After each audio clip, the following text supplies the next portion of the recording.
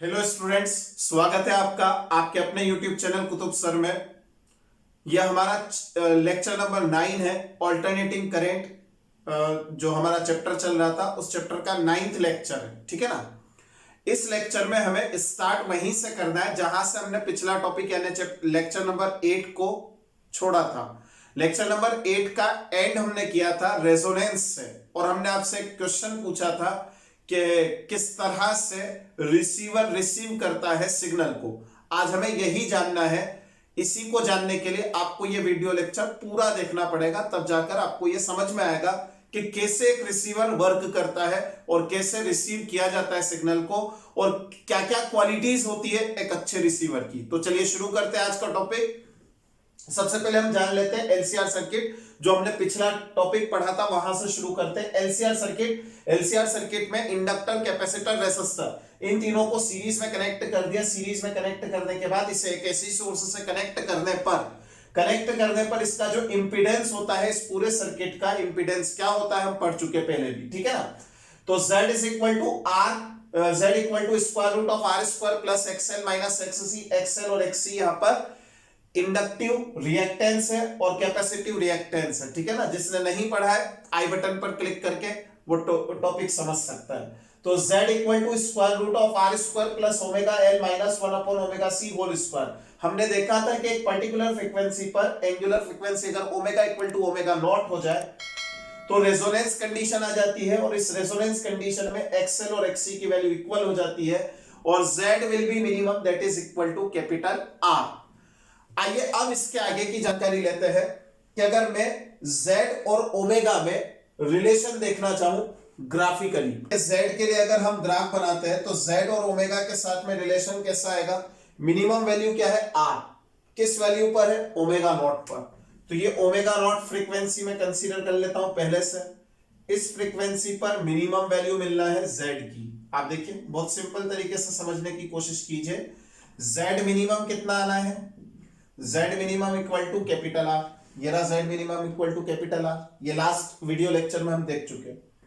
अब Z का omega के साथ में अगर रिलेशन देखें तो ओमेगा नॉट से लेफ्ट में यानी ओमेगा नॉट फ्रीक्वेंसी से अगर कम फ्रीक्वेंसी एंगुलर फ्रीक्वेंसी लेते हैं तो भी Z की वैल्यू ज्यादा रहेगी। ठीक है ना। और जब ओमेगा नॉट से ज्यादा फ्रीक्वेंसी पर जाएंगे तब भी वैल्यू ज्यादा रहेगी।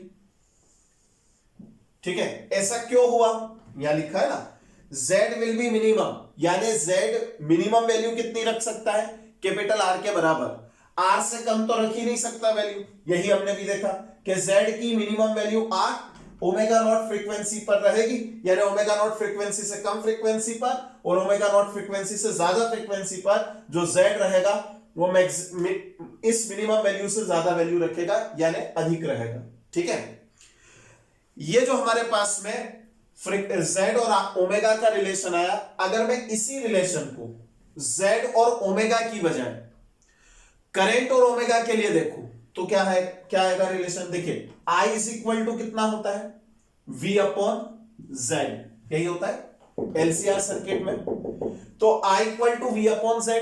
अब V अपॉन Z को हम क्या लिख सकते हैं, Z देखिए Z की वैल्यू क्या आएगी, ये आएगी, यानी I is equal to V upon square root of R square plus omega L minus 1 upon omega C whole square. This is the value of current I। अब अगर मैं I और ओमेगा में रिलेशन देखता हूं तो देखो जो रिलेशन यहां पर Z और ओमेगा के साथ में आया वो डायरेक्ट रिलेशन था, और यहां पर इनवर्स रिलेशन होगा। इसका मतलब इस ग्राफ का अगर हम इनवर्स निकाल दे, इस ग्राफ को इन्वर्ट कर दे, यानी इस ग्राफ को फ्लिप कर दे ऊपर की तरफ, है ना, तो जो ग्राफ बनेगा वो क्या कहलाएगा, करेंट I और ओमेगा में ग्राफ, है ना। आया समझ में। बस इसी ग्राफ को हमें समझना है, यही हमारा अगला टॉपिक भी बनने वाला है। देखिए समझे।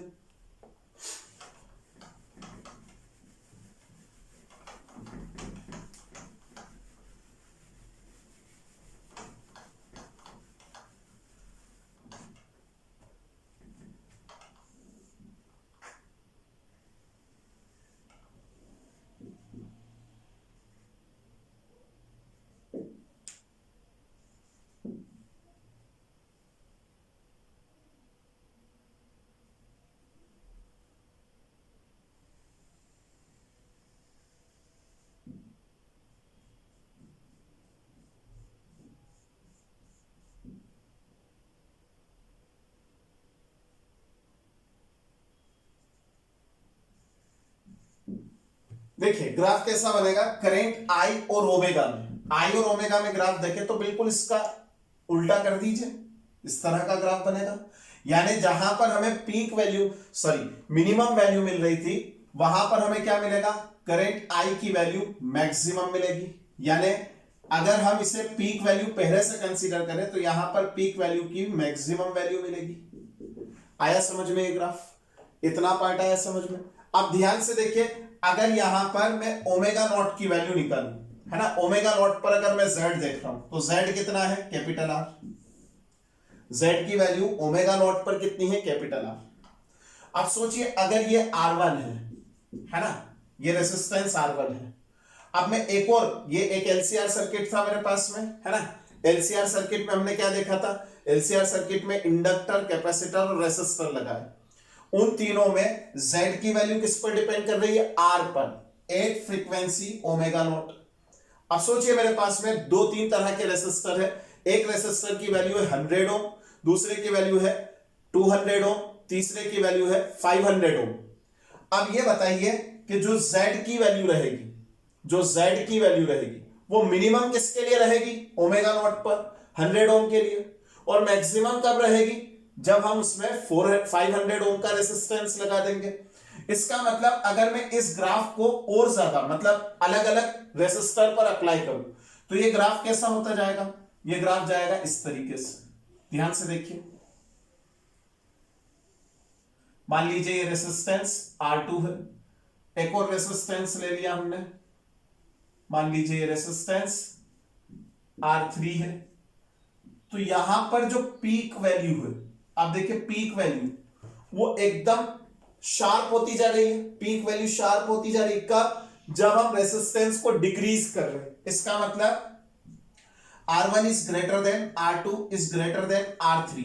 जैसे जैसे आप रेसिस्टेंस को डिक्रीज करेंगे, पीक वैल्यू और ज्यादा तीक्ष्ण होती जाएगी, शार्प होती जाएगी। आया समझ में। ये जो ग्राफिकल रिप्रेजेंटेशन है इसे कहा जाता है रेजोनेंस कर्व। क्या बोलते हैं इसको, रेजोनेंस कर्व। इनको कहा जाता है रेजोनेंस कर्व। ये रेजोनेंस कर्व पता कर लेने के बाद बहुत आसानी से हम ये समझा सकते हैं कि कैसे एक रिसीवर रिसीव करता है सिग्नल को। आइए अब उसी को डिस्कस करते हैं। तो देखिए अब हमारे पास में एक रिसीवर है, उस रिसीवर में बहुत सारे सिग्नल, वो टीवी, जैसे टीवी का हमारा एंटीना है, डिश एंटीना है, वो एंटीना बहुत सारे सिग्नल को रिसीव कर रहा है। हर एक सिग्नल की अपनी अपनी अलग अलग फ्रीक्वेंसी है, ठीक है। अब समझिए इस खेल को, अपनी अपनी अलग अलग फ्रीक्वेंसी पर जब एक पर्टिकुलर LCR सर्किट से रिसीवर सिग्नल पास होने की कोशिश करेगा तो क्या सबके लिए इंपीडेंस सेम होगा, ये LCR, ठीक है ना। सुनिए, क्या सबके लिए, जैसे ये इस पर्टिकुलर फ्रीक्वेंसी पर, मान लीजिए मैं आपको बता रहा हूं, इस पर्टिकुलर फ्रीक्वेंसी पर डिस्कवरी चैनल है, मान लीजिए मैं एक एग्जांपल दे रहा हूं, डिस्कवरी चैनल का जो सिग्नल है वो एक इस पर्टिकुलर फ्रीक्वेंसी पर है। इस पर्टिकुलर फ्रीक्वेंसी के लिए जो इंपीडेंस होगा Z, क्या वो मिनिमम होगा, नहीं, मिनिमम तो इस पर्टिकुलर फ्रीक्वेंसी पर होगा ना। अब मान लीजिए उस पूरे जितने भी सिग्नल्स आ रहे थे उसमें एक पर्टिकुलर सिग्नल है, मान लीजिए उस पर्टिकुलर सिग्नल में NDTV न्यूज चैनल है, उस NDTV न्यूज चैनल की जो फ्रीक्वेंसी है वो इस पर्टिकुलर फ्रीक्वेंसी से मैच हो रही है, ठीक है। तो NDTV की जो फ्रीक्वेंसी है, मान लो NDTV की फ्रीक्वेंसी इस पर्टिकुलर LCR सर्किट के फ्रीक्वेंसी के साथ मैच हो जाएगी। तो इंपीडेंस किसके लिए मिनिमम होगा, Z1 मिनिमम होगा, इसे मैं Z2 कंसीडर कर रहा हूं, इसे Z1। तो डिस्कवरी के लिए Z1 अधिक रहेगा Z2 से, क्योंकि NDTV की जो फ्रीक्वेंसी है ना, और डिस्कवरी चैनल की जो फ्रीक्वेंसी है, उनमें मैच किसकी फ्रीक्वेंसी हो रही है, LCR सर्किट की फ्रीक्वेंसी के साथ NDTV की फ्रीक्वेंसी। तो इसका मतलब क्या होगा, NDTV की फ्रीक्वेंसी जब मैच हो जाएगी तो इस कंडीशन को कहा जाएगा रेजोनेंस कंडीशन, ये हम पढ़ चुके। इस रेजोनेंस कंडीशन पर क्या होगा, जो Z2 होगा वो मिनिमम हो जाएगा, है ना, Z2 कितना हो जाएगा, मिनिमम। जब मिनिमम हो जाएगी तो इससे क्या होगा कि जो एनडीटीवी का सिग्नल है वो पास हो जाएगा इस सर्किट से, जबकि डिस्कवरी चैनल का जो सिग्नल है वो रुक जाएगा, उसको इंपीडेंस ज्यादा मिलेगा ना, वो रुकेगा और ये पास होगा इजीली। जब इजीली पास होगा तो जो हमारा टीवी सेट का मतलब क्या बोलना चाहिए, डिस्प्ले सेट है, उस डिस्प्ले पर क्या दिखाई देने लगेगा, एनडीटीवी का सिग्नल दिखाई देने लगेगा और डिस्कवरी और सारे चैनल्स के सिग्नल्स रुक जाएंगे। आया समझ में यहां तक? अब बात करते हैं कि एलसीआर सर्किट को हमने रिसीवर की तरह यूज तो कर लिया, लेकिन ये जो एलसीआर सर्किट रिसीवर बना है, इस रिसीवर की क्वालिटी कैसे डिफाइन करेंगे, या यूं समझ लीजिए कि इसमें ये जो शार्पनेस में बात कर रहा था, वो शार्पनेस कैसे कैलकुलेट करेंगे। तो दो चीजें हमें पढ़ना है अब, शार्पनेस ऑफ रेजोनेंस कर्व और दूसरा हमें पढ़ना है क्वालिटी ऑफ एलसीआर सर्किट। तो चलिए डिस्कस करते हैं। चलिए अब समझते हैं शार्पनेस किसे कहेंगे। देखिए ये तो रेजोनेंस कर्व है, इसमें हम क्या रिप्रेजेंट कर रहे हैं, करंट का एम्पलीट्यूड विद डिफरेंट फ्रीक्वेंसीज, है ना। जब अलग अलग फ्रीक्वेंसी पर यहां पर, है ना, मैक्सिमम करंट कितना मिला, आई नॉट मैक्स, ये कब मिला हमें, ओमेगा नॉट पर मिला ना, ओमेगा नॉट पर। तो कैसे हम एक बैंड डिसाइड करते हैं, मतलब जैसे सिग्नल का जो बैंड होता है, तो जो रिसीवर होगा वो कैसे डिसाइड करेगा कि इस पर्टिकुलर बैंड के ही सिग्नल को हमें रिप्रेजेंट लेकर आना है, मतलब सिग्नल दिखाना है, या आउटपुट में इसी को रिसीवर इसी को आउटपुट में दिखाएगा, है ना। तो कैसे डिफाइन करते हैं कि यहां पर जो एम्पलीट्यूड है इसका ओमेगा नॉट से वो पर्टिकुलर फ्रीक्वेंसी ओमेगा 1 या ओमेगा नॉट से वो particular frequency right hand side पर जो ओमेगा 2 कहलाएगी। कैसे डिफाइन करेंगे ओमेगा 1 और ओमेगा 2 को, ओमेगा 1 पर और ओमेगा 2 पर, है ना, at omega 1 and at omega 2 जो एम्पलीट्यूड होता है करंट का, मैक्सिमम करंट का, यानी इस फ्रीक्वेंसी पर जो मैक्सिमम एम्पलीट्यूड मिलता है हमें ओमेगा नॉट पर, यानी सेंटर फ्रीक्वेंसी पर, उस एम्पलीट्यूड का सर्किट में कितना रह जाएगा, कितना करंट रह जाएगा, 1/√2 टाइम्स कितना रह जाएगा इन दोनों फ्रीक्वेंसीज पर, ओमेगा 1 और ओमेगा 2 पर। जो सेंटर फ्रीक्वेंसी है यानी जो रेजोनेटिंग फ्रीक्वेंसी है, उस रेजोनेटिंग फ्रीक्वेंसी पर करंट के एम्पलीट्यूड का 1/√2 टाइम्स जिस पर्टिकुलर फ्रीक्वेंसी पर हो जाता है, उन्हें हम कहते हैं साइड बैंड फ्रीक्वेंसीज। क्या बोलते हैं इनको, side band frequencies. Angular frequencies है, इससे फ्रीक्वेंसीज भी निकाल सकते हैं। तो what is omega 1, omega 1 equal to 2 f1, then f1 is called lower side band frequency. क्या बोलेंगे इसको, लोअर साइड बैंड फ्रीक्वेंसी। और ओमेगा 2 कितना होता है, 2πf2। ओमेगा f2 क्या कहलाती है, upper side band frequency, USB frequency, ठीक है। इन दोनों से मिलकर यानी ओमेगा 1 और ओमेगा 2 से मिलकर डिफाइन होता है बैंड, है ना। जो फ्रीक्वेंसी बैंड, जैसे डिस्कवरी का एक अपना फ्रीक्वेंसी बैंड है, उसी फ्रीक्वेंसी पर वो सिग्नल को इमिट कर सकता है ना। जैसे कहते हैं, आप लोगों ने पेपर में देखा होगा, सुना होगा कि फला फला कंपनी ने इस पर्टिकुलर चैनल को खरीद लिया। चैनल को खरीद लिया मतलब क्या किया, चैनल पर जिस फ्रीक्वेंसी पर डेटा सेंड किया जाता था, ब्रॉडकास्ट किया जाता था, उस पर्टिकुलर फ्रीक्वेंसी के चैनल को खरीद लिया। इसका मतलब ये हुआ, इसका मतलब क्या हुआ कि ये जो पर्टिकुलर बैंड है, इस पर्टिकुलर बैंड में आने वाले जितने भी सिग्नल्स होंगे वो एक पर्टिकुलर कंपनी सेंड करेगी, ठीक है ना। तो बात समझे, ये वाला जो बैंड है इसे हम क्या कहेंगे, फ्रीक्वेंसी बैंड। और इस फ्रीक्वेंसी बैंड की ये सेंटर फ्रीक्वेंसी पर मैक्सिमम एम्पलीट्यूड, उसके लेफ्ट में और राइट में, यानी जो उसकी एज फ्रीक्वेंसीज है वो कौन कौन सी है, omega 1 omega 2। Omega 2 minus omega 1 को क्या कहेंगे हम, बैंड विड्थ। ये जो बैंड मिला ना फ्रीक्वेंसी बैंड, इसको क्या कहेंगे, बैंड विड्थ, बैंड विड्थ, ठीक है। इसे रिप्रेजेंट किया जाता है 2 डेल्टा ओमेगा। कैसे, यहां से यहां तक अगर मान लीजिए ये डेल्टा ओमेगा है और यहां से यहां तक भी डेल्टा ओमेगा है ना, क्योंकि ओमेगा नॉट फ्रीक्वेंसी जो ये वाली जो लाइन है इसके दोनों तरफ सिमेट्री होती है, तो यहां से भी डेल्टा ओमेगा पीछे या डेल्टा ओमेगा आगे, इसका मतलब 2 delta omega is called bandwidth. देखिए बच्चों, फिर बैंडविड्थ हमारे पास में आ चुकी। बैंडविड्थ आ जाने के बाद omega 2 minus omega 1 that is 2 delta omega, ये 2 डेल्टा ओमेगा बैंडविड्थ हो गई। अब समझते हैं कि शार्पनेस ऑफ रेजोनेंस क्या होती है।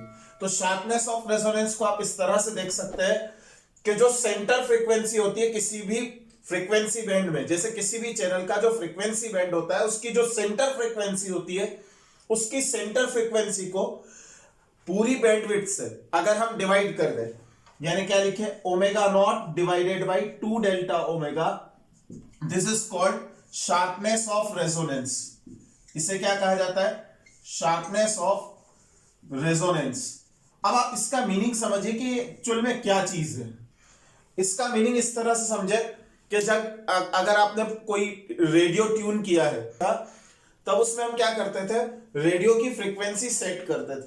तो फ्रीक्वेंसी सेट करते थे, तो जैसे अगर मान लो 72.6 FM ऐसा कोई फ्रीक्वेंसी है ना, तो 72.6 FM तक पहुंचते पहुंचते यानी पहुंचने के पहले से ही कुछ आवाज यानी साउंड सुनाई देता है, और क्लियर साउंड कहां सुनाई देता है, 72.6। तो वो जो 72.6 है वो उसकी सेंटर फ्रीक्वेंसी हो गई, और 72.6 के पहले से और 72.6 के बाद तक जो साउंड सुनाई देता है वो कहलाता है उसकी फ्रीक्वेंसी बैंड। तो मुझे लगता है कि आप लोगों को फ्रीक्वेंसी बैंड आ चुका होगा। फ्रीक्वेंसी बैंड में जो बैंडविड्थ होगी वो जितनी कम होगी, शार्पनेस उतनी ज्यादा होगी रेजोनेंस की, ठीक है। और फ्रीक्वेंसी बैंड की बैंडविड्थ जितनी ज्यादा होगी, शार्पनेस उतनी कम हो जाएगी। क्लियर। अब आगे बढ़ते हैं, Q value of LCR circuit. देखिए एक एलसीआर सर्किट है, इस एलसीआर सर्किट को हम किस में कन्वर्ट करने वाले, रिसीवर में। ये रिसीवर बनेगा, तो इस रिसीवर की कुछ क्वालिटी होगी ना, उस क्वालिटी को कैसे कैलकुलेट करें, तो क्यू फैक्टर या क्वालिटी फैक्टर, क्या बोलेंगे इसको, क्वालिटी फैक्टर और quality of LCR circuit.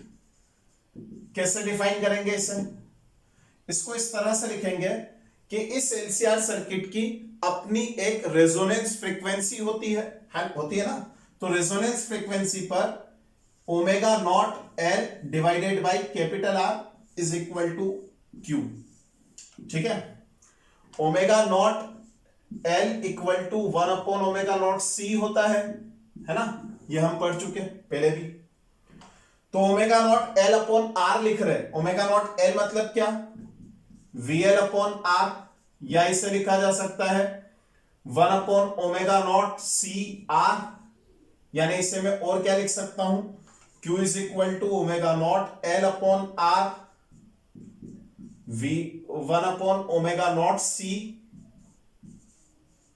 Are, इसे लिखा जा सकता है ओमेगा नॉट एल को लिख सकते हैं VL, यानी voltage across inductor divided by R, या voltage across capacitor divided by R. इन सभी फॉर्मूला का मीनिंग एक ही है, क्वालिटी फैक्टर। यानी क्वालिटी फैक्टर कैसे डिफाइन किया जाता है कि इंडक्टर या कैपेसिटर दोनों में से किसी एक पर voltage divided by voltage across resistance, ये रेशो जितना अधिक होगा, जितना ज्यादा होगा, उतनी अच्छी क्वालिटी का माना जाएगा रिसीवर, ठीक है।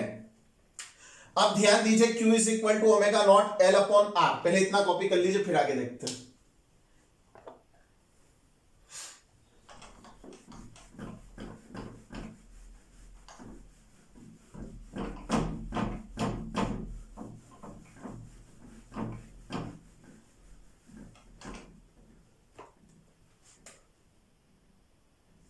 देखिए Q is equal to omega naught L upon R. Omega naught हमने पिछले लेक्चर में देख चुके, 1 अपॉन रूट LC होता है ना। इस वैल्यू को अगर हम सॉल्व करें तो Q इज इक्वल टू इस फॉर्मूला से क्या निकलता है, ओमेगा नॉट की जगह लिखेंगे 1 upon root LC, L upon R as it is 1 upon root LC, इस एल को अंदर ले जाएंगे तो Q is equal to 1/r root L square divided by L C, है ना। कोई भी वैल्यू जब अंदर जाती है, कोई भी न्यूमेरिकल वैल्यू जब हम स्क्वायर रूट के अंदर ले जाते हैं तो स्क्वायर लगकर जाएगी ना अंदर, तो एक एल से एक L cancel, Q is equal to 1/r root L upon C. This is the formula for getting quality factor of LCR